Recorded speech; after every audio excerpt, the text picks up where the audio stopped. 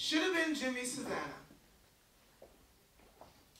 My mother scraped the name Patricia Ann from the ruins of her discarded delta, thinking it would offer me shield and shelter that leering men would skulk away at the slap of it.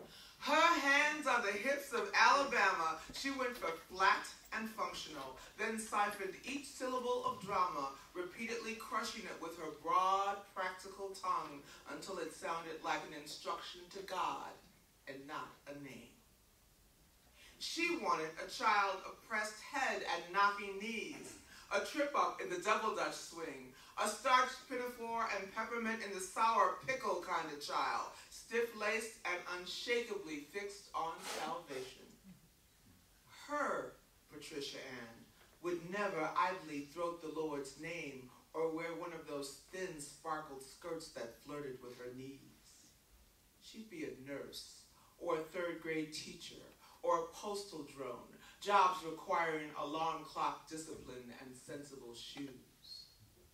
My 4 downbeats were music enough for a vapid life of butcher shop sawdust and fat back as cuisine, for raids britzed into the writhing pockets of a Murphy bed.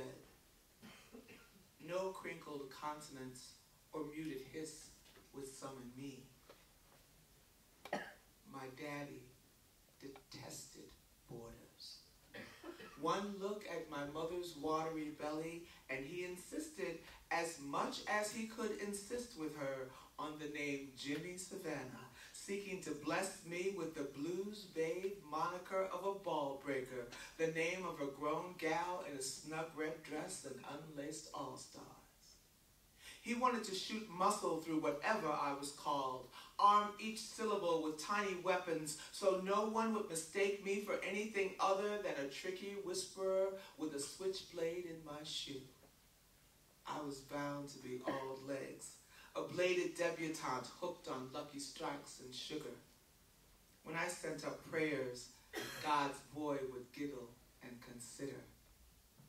Daddy didn't want me to be anybody's surefire factory, nobody's callback or seized rhythm, so he conjured a name so odd and hot, even a boy could claim it. And yes, he was prepared for the look my mother gave him when he first mouthed his choice, the look that said, "That's it.